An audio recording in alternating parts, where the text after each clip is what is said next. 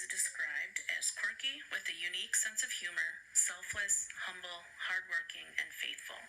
Her goal freshman year was to make new friends. She participated in the theater crew, soccer, cross country, and Students for Life. She has served as Vice President for National Honor Society and President of the junior class. She is a candidate for the National Presidential Scholarship, National Merit Scholar, and has received many Christian Service Awards. She also has earned a perfect score on the ACT. She has taken 7 honors courses and 11 AP classes. Graduate of Walker Charter Academy and daughter of Dawn and Pat, she plans to study environmental studies and sustainability at Michigan State University. This year's co-valedictorian with a grade point average of 4.63 is Hope Thome. 2, 1. Hello everyone. Believe it or not, I have previous experience giving co-valedictorian speeches. This isn't my first rodeo, but it is my second. In 8th grade, Margaret Adozi and I shocked the world by having the exact same grade, just like Josh and I did this year. Except this time we orchestrated it because, well, if my speech is bad, then you have both Josh and Madeline to make up for it. Looking for some inspiration, I went through my old papers and found the speech that Margaret and I gave 4 years ago. One of the few perks of my habit of hoarding everything that holds even the tiniest bit of sentimental value.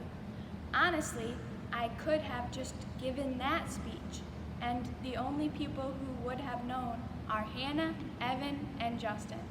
Although it might have been a little suspicious when I started thanking my parents, the Adozis, then I really would have had to start living a lie when I get to the bit about how I'm from Ibadan, Nigeria, and not born and raised in Grand Rapids, as I've led everyone to believe.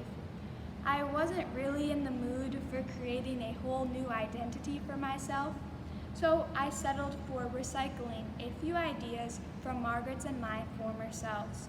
And since everyone knows how gung-ho I am about recycling, I thought it would be very fitting. I fully intend to improve on what I did as a 13-year-old, upcycle if you will, but I thought it would be a unique and interesting opportunity to have this little time capsule for us to reflect on how things have changed and to see more clearly what has remained the same. One thing I will not be bringing back is puns based off my name, which Margaret loved so much that she opened our speech with, because in my newfound adult maturity, I decided to spare you all from that awkwardness. A point we made that actually ended up being perfectly applicable to now was all the lasts we experienced. Our last quarter party, and our last gym class with Mr. Reed, and all the other lasts that whizzed by in our final few months of middle school. Months full of moments that we instinctively knew to commit every detail to memory because we would not get a chance to experience them again. Months that, when it came to our senior year, we didn't get to soak up those lasts because we were stuck at home. We didn't know that our last dance was Here's My Heart. We didn't know that the last time we'd get to go out for lunch after AP tests to talk about how bad we thought we did was in 2019. And this year, all we'd get was panicked emails sent to Mr. Nugent asking him not to be too disappointed in us.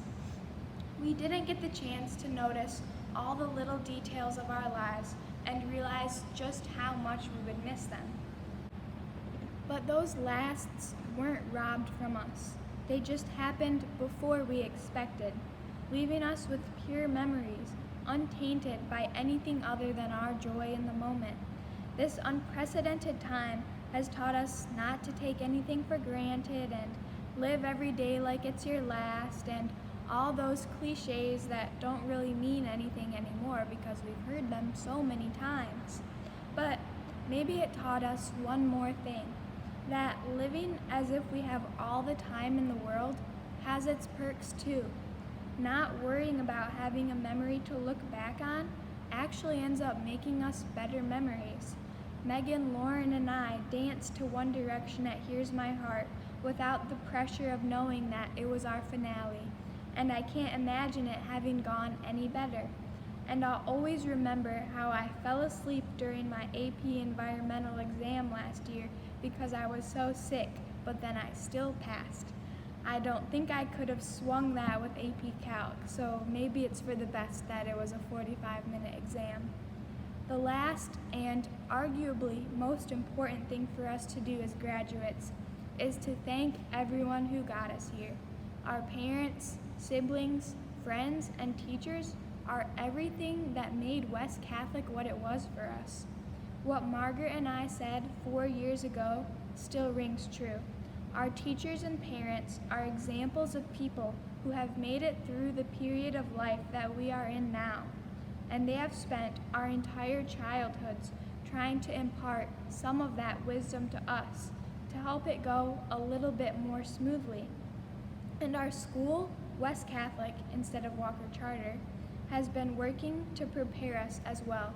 Our school has taught us well in all our academic pursuits, as well as allowing us to grow in our faith as much as we desire, to cheer for our football team even when we're not in the running for the state championship, and everybody's favorite, what ends devices are. Obviously, no one's high school experience was perfect, and each one is a little bit different, but flaws come with things that are real. Above all, I really believe that in everything we did since we were freshmen, West Catholic was teaching us to care for ourselves and our studies, for our peers, and for all the people around us, to truly desire the good of others, and it helped us figure out in what capacity we can best put that into practice. Mrs. Lowell reached out to state legislators and got them to send us videos wishing us luck on the AP Gov exam. Horsty gave us a chance to relax and meditate with the Hallow app just about every day, even though most people just used it to nap. Mr. Bodwin encouraged us to always seek more knowledge by googling whatever we didn't know, and it taught us to do these kinds of things for others too. It inspired me to help Josh by taking his pencil for him so he wouldn't doodle in math class, even though that could have been what got him to catch up with me and keep me from getting all the glory of valedictorian for myself. It inspired my entire physics class to help Mr. Naraki by relentlessly telling him about the truth of the flat earth. It inspired me to find connections with new people, whether it's a love for the office or being a sister slacker. It inspired so many people at the beginning of the shutdown to write sweet letters that got us through being trapped at home. It inspired me to volunteer more, to pray when that's all you can do, to reach for what I now believe I am capable of. And I know I can only speak for myself when it comes to specifics, but I know that you all have experienced and enacted more kindnesses, whether indirectly or directly, because of West Catholic. These 4 years have been the most influential in our lives thus far, and it would be a discredit to yourself and to the world to leave them behind when you flip the tassel. Be inspired. Use it to fix the shortcomings you've seen, to brighten the lives of others, to stand with our brothers and sisters experiencing injustice or poverty or just a bad day, to ensure that all lives are valued. This surely isn't what we expected for graduation, what many of us have been dreaming of for years, but once again, I want to recycle some words that have already been said. Not from Margaret and me this time, but from someone who is a lot more urbane, thank you Mrs. Jimco for the vocab word, and wise than 2 8th graders, the poet Langston Hughes. He asked, "What happens to a dream deferred? Does it dry up like a raisin in the sun, or does it explode? Do not allow these dreams that you had to remain unrealized. We have our entire lives ahead of us to allow them to explode, to impart on others the kind of joy and gratitude that this situation has made it really difficult for us to feel fully right now, but there's nothing stopping us from feeling down the road in a year or 20 or for eternity. There's one last thing that I want to say that I think really sums up our past 4 years. High school. It was long and it was hard, but once it's over, you realize it ended before you were ready to finish. Thank you all and congratulations.